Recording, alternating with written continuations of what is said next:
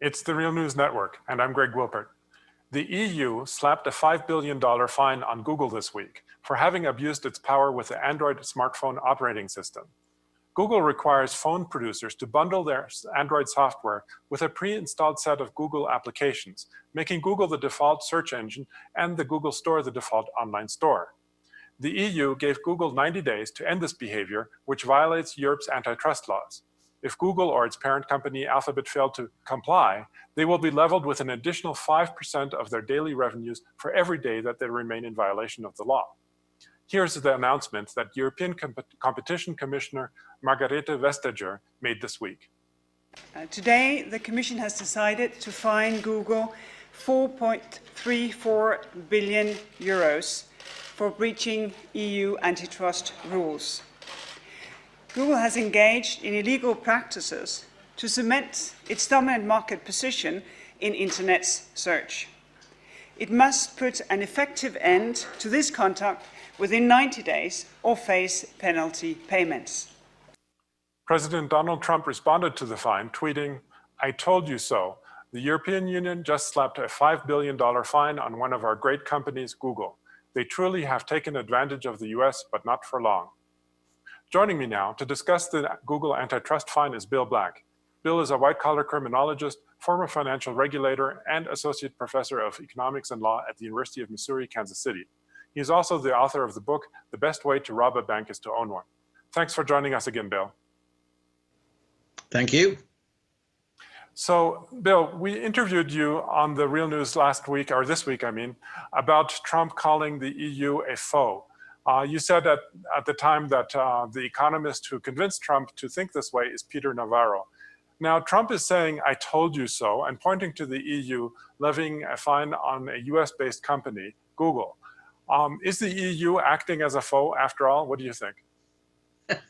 Well, no, this took crazy to a Trumpian levels. What the EU is doing, of course, is what the United States should be doing. Saying that you can't violate the antitrust laws. That's bad for everybody, all the consumers, tens of millions of which are Americans. But because under Trump, they've actually extended a long-term degradation of antitrust enforcement in the United States, he's ignored the fact, remember, this is illegal conduct against the consumer. That's what the government's supposed to be protecting us against. So no, the EU is not on war with us. It is protecting us. It is our US government, Trump, which is refusing to enforce the law, refusing to protect us. So I don't know what he thought he told us. So, it's just what we've been telling you that Trump is in the corner of the monopolists against the American people. So $5 billion is actually a record fine and comes on the heels of a similar decision last year when the EU fined Google for about half that amount. However, Google's revenues for 2017 were $110 billion. Was it worth it for Google to violate the antitrust laws of the EU, and considering how big their revenues are? And will the fine be enough to make them stop? What do you think? Well, the fine isn't really the key thing. It's really the order to change the conduct. So ideally, you would have wanted the order to not allow Google to have ever done these things. In other words, something over a decade ago.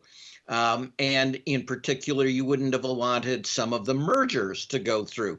But I must tell you, the Trump administration official in charge of antitrust has publicly stated that he wants to encourage the big electronic tech companies to gobble up the smaller ones, saying it will produce great efficiencies, and using as his classic example Google's acquisition of YouTube, which should have never been permitted on these grounds. So antitrust enforcement against really large monopolies in the United States has largely ceased, unless, of course, your name is Bezos, and you also own the Washington Post, and the Washington Post is critical of Trump, and therefore we attempt to stop mergers of your other company, which has nothing to do with the Washington Post.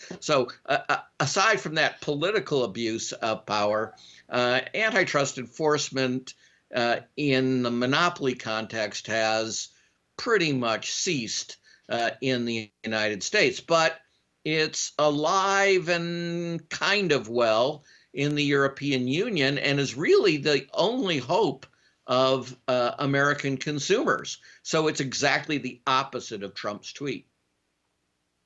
Let's dig a little bit into what actually this is about. That is, how exactly did Google abuse its power, and why isn't Apple, for example, fined as well, since their phones also have the default apps and the App Store? So the key thing is that the Android system is absolutely dominant on a global basis. 80% of smartphones use the Android system, and that is Google's parent company, Alphabet, that has that system. So it's akin to back now 18 years ago, when the Justice Department brought a successful antitrust action against Microsoft because it dominated the operating system with Windows and leveraged that monopoly power to say, well, you have to do the following other things. You have to buy our other products. So super short, the antitrust laws do not say that monopoly power itself is unlawful, because you could have gotten a monopoly position just by having a superior product. But they do say you can't then abuse that monopoly power to extend that power to be able to sell more things at a higher price in other fields. And that's exactly what the Justice Department successfully proved against Microsoft. Had a deposition of Bill Gates in which they absolutely humiliated him. He thought he was so smart and such, but the Justice Department lawyers tore him apart. They won their case. They got an order from the judge that they were going to break up Microsoft. But then the judge did something stupid in talking to the press, which gave them an excuse to change judges, and the new Bush administration largely gave away the remedy. And of course, Microsoft was never split up. So even as recently as 18 years ago in the United States, the court said this kind of action where you use a monopoly in the operating system and extend it into others is a violation of U.S. antitrust laws. Well, European antitrust laws are similar, and indeed greater extent to the United States. And by the way, that's quite rational as a legal and economic matter. So they're even better law for the antitrust enforcers. And while, as I explained, antitrust enforcement has largely died in the United States against monopoly, not necessarily against cartels, the same is not true in the Union. So Bill, just for clarity for our viewers, what would you say are the consequences of the failure to enforce antitrust law? What will be the long-term consequences of that?